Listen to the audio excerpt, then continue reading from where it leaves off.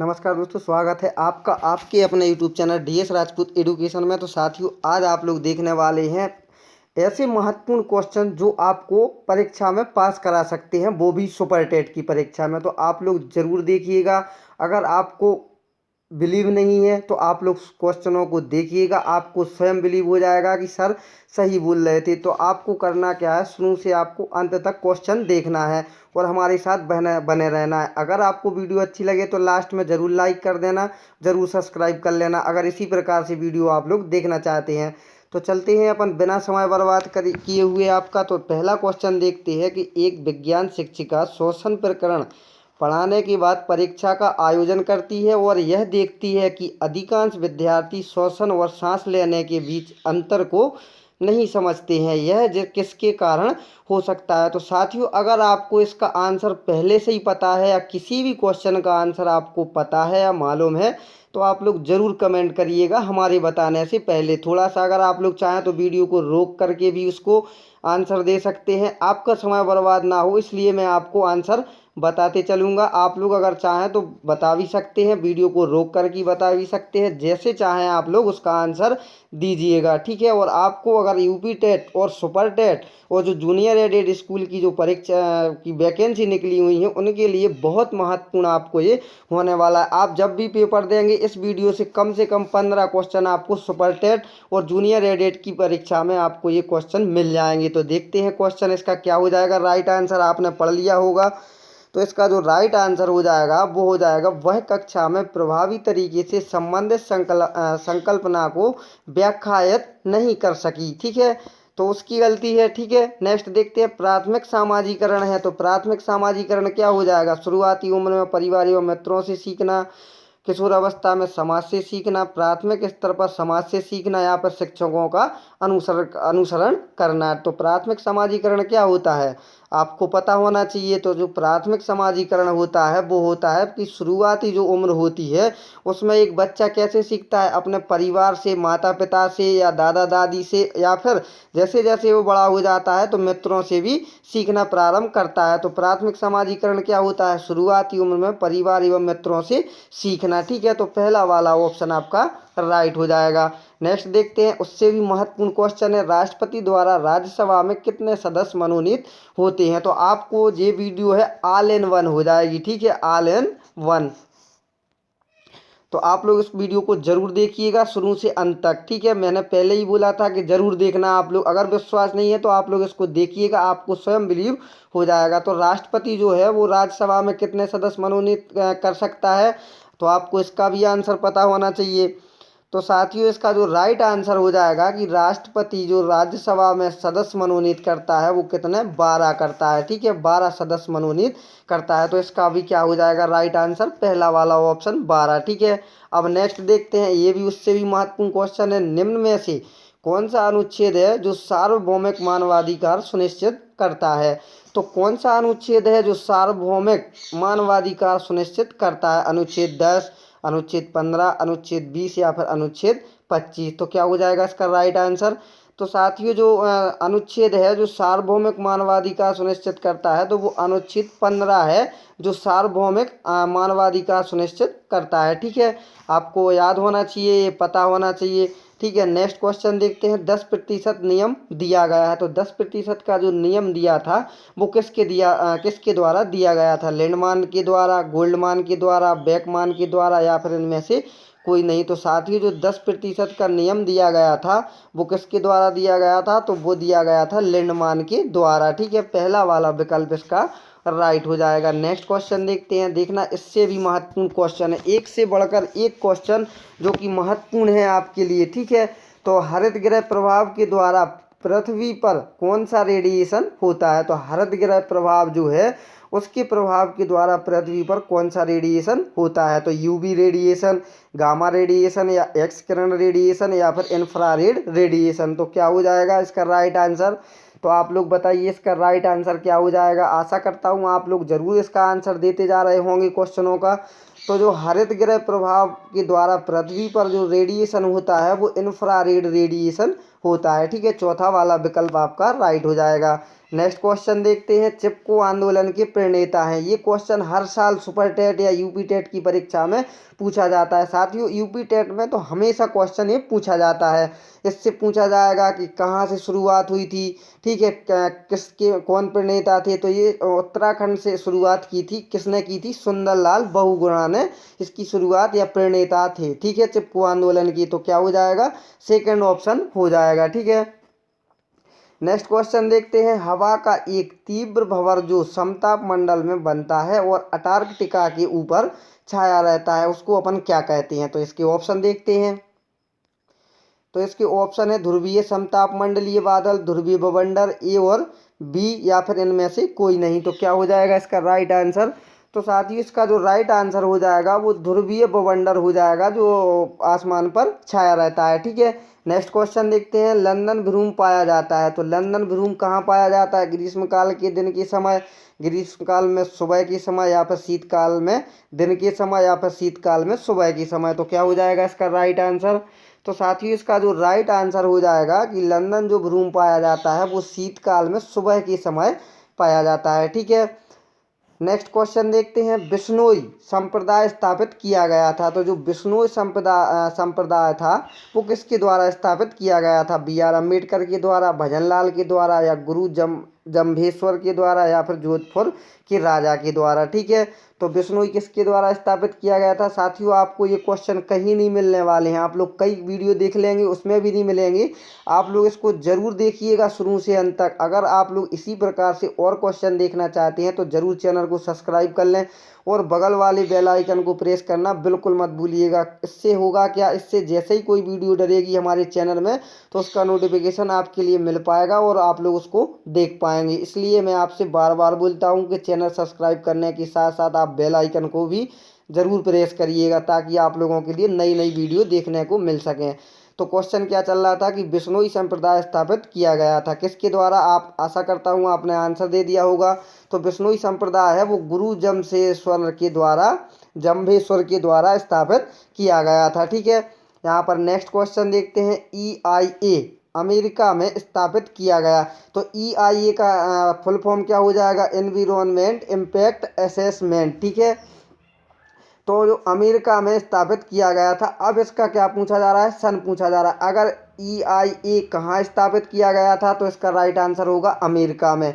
कौन से सन में किया गया था तब आपको इसका आंसर देना है। तो इसका राइट आंसर जो हो जाएगा आपका वो हो जाएगा 1969। ठीक है, तो ये दूसरा वाला ऑप्शन आपका राइट हो जाएगा। नेक्स्ट देखते हैं, इतिहास में क्या पूछा जा रहा है? इतिहास में पहली परमाणु दुर्घटना हुई थी। तो इतिहास में पहली परमाणु दुर्घटना कौन सी तारीख को कौन से सन में हुई थी? आप लोग इसका आंसर दे सकते हैं। 16 अगस्त 1945 को, 26 अगस्त 1945 को, या फिर 6 अगस्त 1945 को, या फिर 8 अगस्त 1945 को। 45 शब्द कॉमन आ रहा है ना, तो पक्का है 1945 में हुई थी।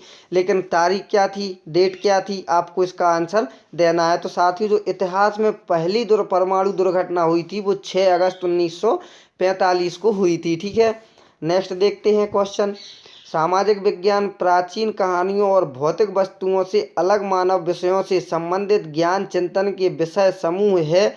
यह कथन किसका है? तो क्या पूछा जा रहा है? सामाजिक विज्ञान जो है वो प्राचीन कहानियों और भौतिक वस्तुओं से अलग मानव विषयों से संबंधित ज्ञान चिंतन के विषय समूह हैं। ये कथन किसका है? डॉक्टर बेलर का, गिलियर्ड का, चार्ल्स का, या फिर डॉक्टर जिल्लर का। तो किसका हो जाएगा ये राइट आंसर? तो ये कथन जो है वो चार्ल्स का हो जाएगा। ठीक है, चार्ल्स ने ये बोला था। ठीक है, नेक्स्ट क्वेश्चन देखते हैं, भूगोल सामाजिक विज्ञान के साथ साथ खाली स्थान विज्ञान का भी एक भाग है। तो किसका भाग हो जाएगा? पर्यावरण का, भौतिक का, जंतु का, या फिर रसायन का। तो क्या हो जाएगा इसका राइट आंसर?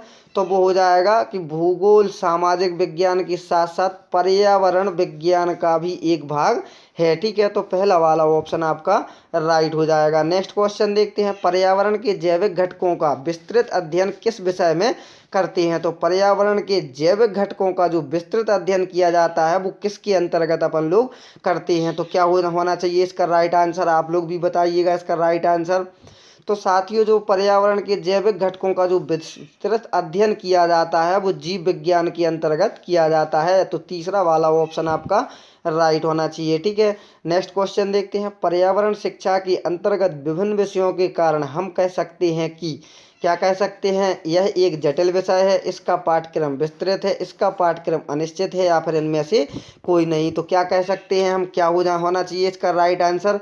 तो साथियों, पर्यावरण शिक्षा के अंतर्गत विभिन्न विषयों के कारण हम कह सकते हैं कि इसका पाठ्यक्रम विस्तृत है, यानी कि दूसरा वाला आपका ऑप्शन राइट हो जाएगा। ठीक है, नेक्स्ट क्वेश्चन की ओर चलते हैं।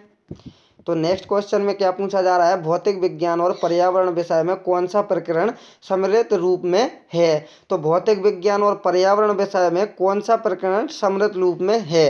तो कार्य व सामर्थ्य, नेक्स्ट है ऊर्जा संरक्षण संबंधी, बलों की प्रकार, जलवायु संबंधी। तो क्या होना चाहिए इसका राइट आंसर। तो साथियों, इसका जो राइट आंसर होना चाहिए कि भौतिक विज्ञान और पर्यावरण विषय में कौन सा प्रकरण सम्मिलित रूप में है, तो वो है जलवायु संबंधी। ठीक है, चौथा वाला ऑप्शन आपका राइट हो जाएगा।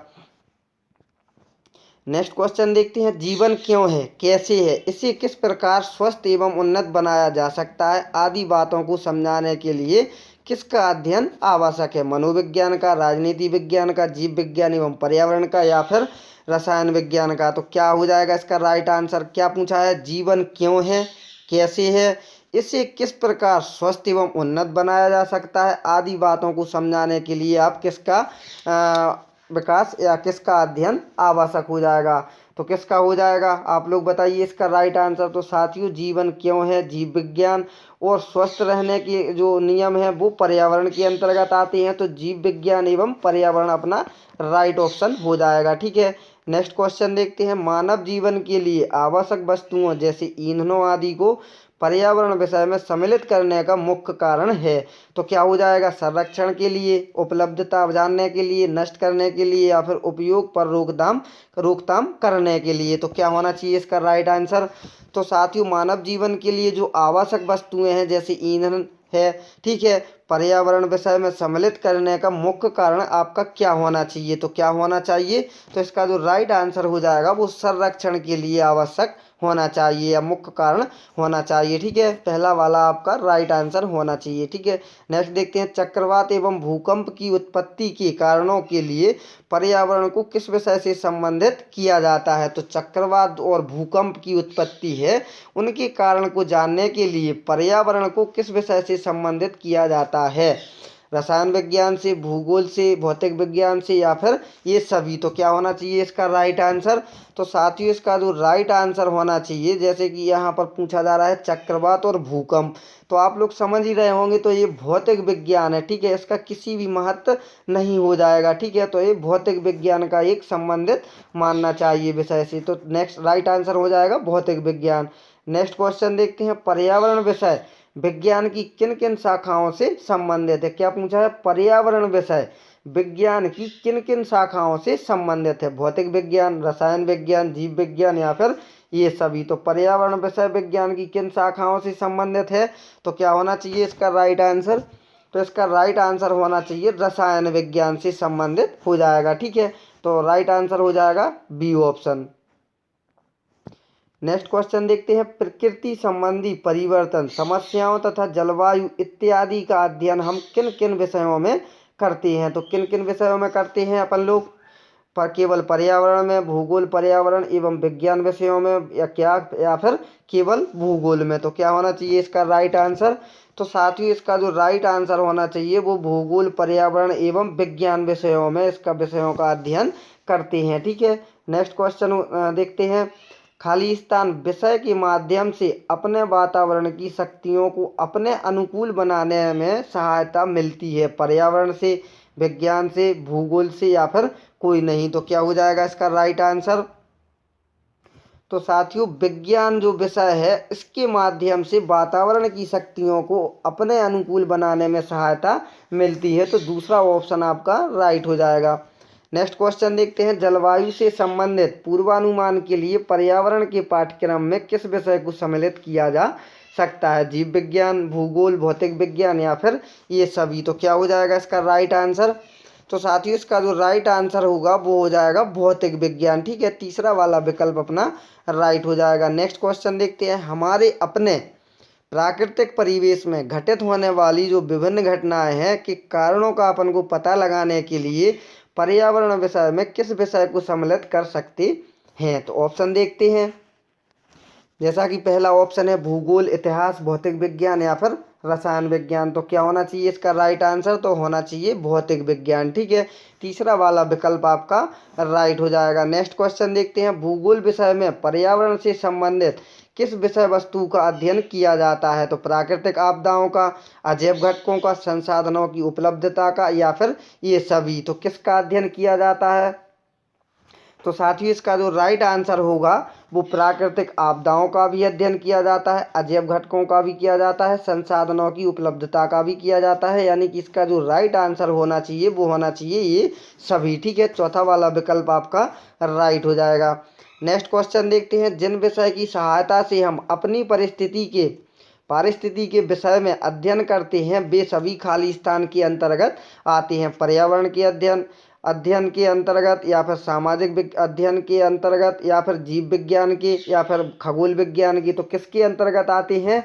तो इसका जो राइट आंसर होगा वो होगा पर्यावरण अध्ययन के अंतर्गत आते हैं। ठीक है, तो पहला ऑप्शन आपका राइट हो जाएगा। नेक्स्ट क्वेश्चन देखते हैं, विज्ञान को पर्यावरण अध्ययन के रूप में पढ़ाया जाता है। तो विज्ञान को पर्यावरण अध्ययन के रूप में क्यों पढ़ाया जाता है? कौन से स्तर पर? प्राथमिक स्तर पर, माध्यमिक स्तर पर, उच्च स्तर पर या फिर इन सभी स्तर पर पढ़ाया जाता है? तो कौन से स्तर पर पढ़ाया जाता है? तो साथियों जो विज्ञान को पर्यावरण अध्ययन के रूप में पढ़ाया जाता है तो वो प्राथमिक स्तर पर पढ़ाया जाता है। ठीक है, इतनी बच्चों में समझ नहीं होती है, क्योंकि एक छोटे बच्चे को आप लोग विज्ञान डायरेक्ट पर्यावरण पढ़ाएंगे तो उनकी समझ में नहीं आएगा, लेकिन उसको छोटी छोटी चीज़ों में बांट बांट करके, खंड करके अगर आपको उनके लिए समझाएंगे तो उनको पर्यावरण का अध्ययन हो जाएगा और वो उससे सीख भी पाएंगे। ठीक है, तो नेक्स्ट क्वेश्चन देखते हैं, यदि बालक को पर्यावरण अध्ययन में पर्याप्त रुचि है तो संभावना की जाती है कि उसमें विकास होगा। वैज्ञानिक दृष्टिकोण का होगा, पर्यावरणीय ज्ञान का होगा या फिर प्रदर्शनियों के आयोजन का या फिर इनमें से कोई नहीं। तो इसका क्या होना चाहिए राइट आंसर? तो साथियों इसका जो राइट आंसर होना चाहिए वो पर्यावरणीय ज्ञान का विकास होगा। ठीक है, नेक्स्ट क्वेश्चन देखते हैं। साथियों वीडियो अच्छी लगे तो जरूर लाइक कर देना आप लोग। ठीक है, नेक्स्ट क्वेश्चन देखते हैं, बालक में पर्यावरणीय रुचियों का क्षेत्र है। तो बालक में पर्यावरणीय रुचियों का क्षेत्र क्या हो जाएगा? भावात्मक, मानसिक, ये भी दोनों या फिर इनमें से कोई नहीं। तो क्या होना चाहिए इसका राइट आंसर? तो बालक में पर्यावरणीय रुचियों का क्षेत्र क्या होना चाहिए? भावात्मक भी होना चाहिए, मानसिक भी, यानी कि जो राइट ऑप्शन होगा वो ए और बी हो जाएगा। नेक्स्ट क्वेश्चन देखते हैं, अंतर्राष्ट्रीय सद्भावना के लिए शिक्षण के उद्देश्यों में से एक है। तो अंतर्राष्ट्रीय सद्भावना के लिए शिक्षण के उद्देश्यों में से एक क्या हो जाएगा? क्या होगा इसका राइट आंसर? आप लोग कमेंट करिएगा इसका क्या होना चाहिए। तो साथियों इसका जो राइट आंसर होगा वो हो जाएगा सांस्कृतिक जानकारी देना। ठीक है, नेक्स्ट क्वेश्चन देखते हैं, विज्ञान का प्रकरण दृष्टिकोण मनोविज्ञान के किस सिद्धांत पर आधारित है? अवयवी सिद्धांत पर, पुनर्बलन सिद्धांत पर, अनुबंधन सिद्धांत पर या फिर इनमें से कोई नहीं। तो क्या होना चाहिए इसका राइट आंसर?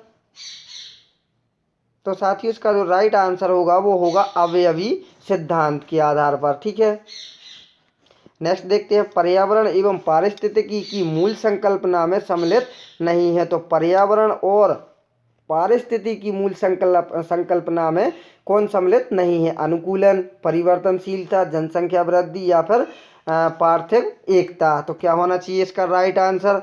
तो जनसंख्या वृद्धि इसमें पर्यावरण एवं पारिस्थितिकी की मूल संकल्पना में शामिल नहीं है। ठीक है, तीसरा वाला विकल्प आपका राइट हो जाएगा। आज का लास्ट क्वेश्चन देखते हैं।